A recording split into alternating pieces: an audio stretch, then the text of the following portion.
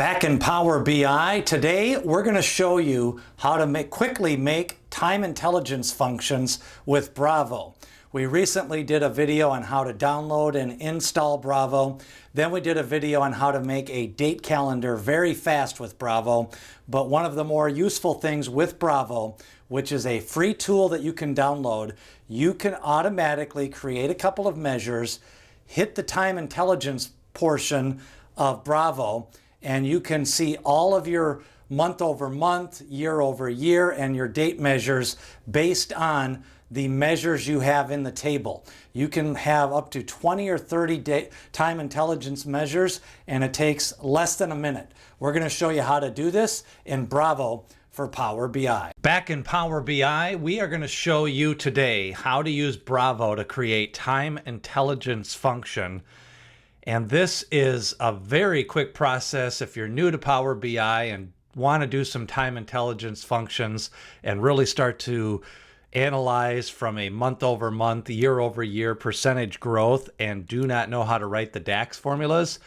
The Bravo install is one of the more efficient ways to get your time intelligence functions, and then you can start visualizing them in Power BI. And it's free to download and install. I do have a video on how to download and install it. Just search for Bravo for Power BI. Once you have it installed, the first thing we're going to do is add a sample data set. We're going to load the sample data.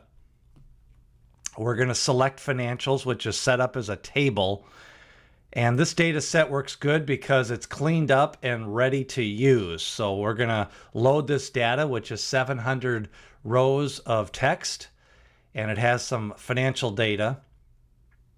And what you're going to do next, once you get it loaded, is you will see you have a data set, and when you go to the data view, you have some different columns of visualizations that you can use. And you have a date column, you have a month name, you have a profit, you have a segment, you have a unit sold. So we're going to make two measures. Just by making two measures and using the Bravo for time intelligence function, you can come up with over 20 time intelligence functions already written for you with Bravo. So we're going to create one called revenue, and revenue is going to be the sum. And when you use your left parentheses, we're going to add up all the sales column, close it out with the right parentheses. Now we have a revenue measure. The second measure we're going to create is going to be a total units sold. And this measure is going to be a sum, left bracket, and it's going to be units sold. So now we have two measures that we want to look at in a time measure type format. And all you need to do once you've downloaded Bravo for Power BI is go to your external tools. It'll show up in Bravo.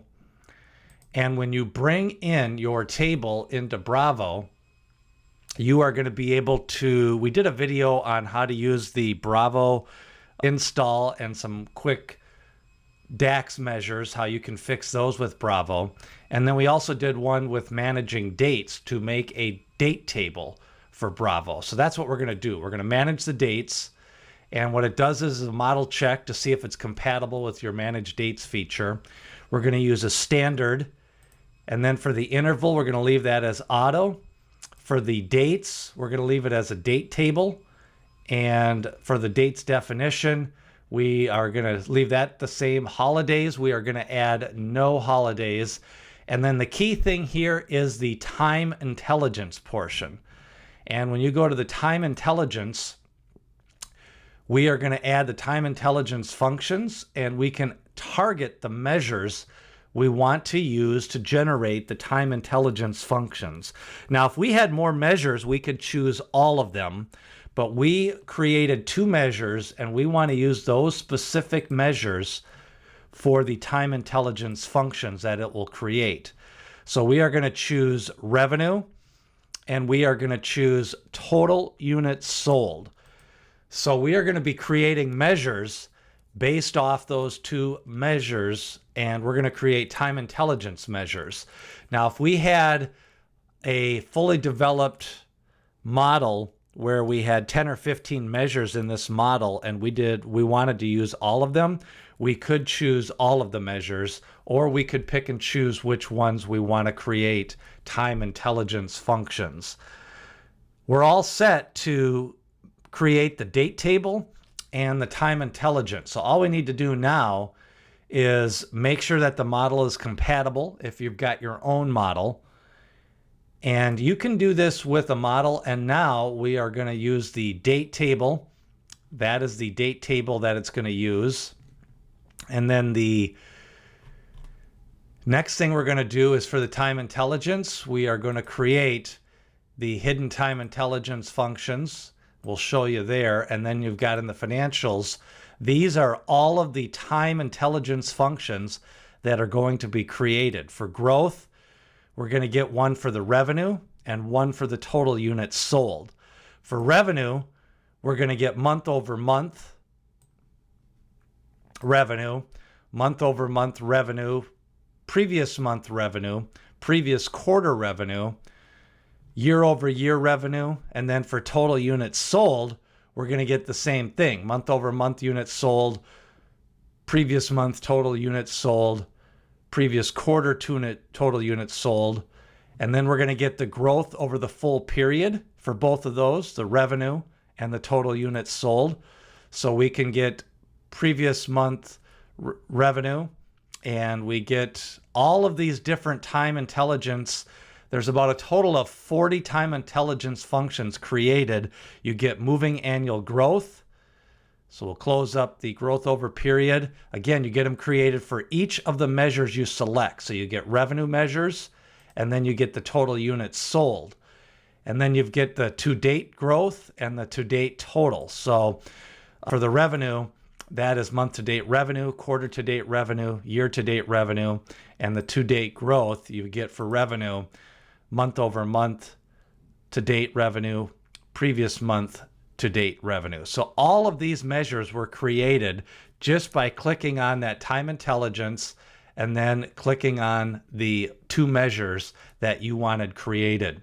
And what happens is when you apply the changes and you go back to your model, all of those will show up now in your date table. So we've got the date table. We're going to create a relationship. We'll move this. So now we're going to create a one-to-many relationship with the date to the date in the financials. So this will create a one-to-many relationship.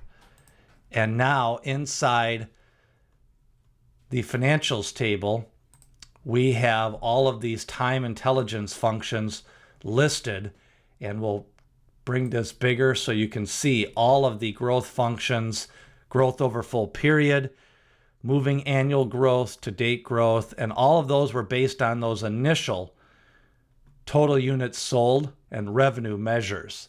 So this is a fast way, and what's nice about it, if you're new to Power BI and you want to learn how to write these measures, when you go to the revenue measure and you go to previous month revenue and click on it, here is formatted correctly the actual DAX formula.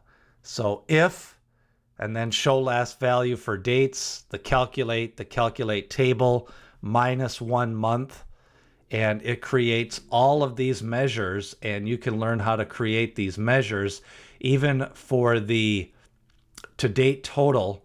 If you go to the revenue and you go to month-to-date revenue, you can see all of these measures being created.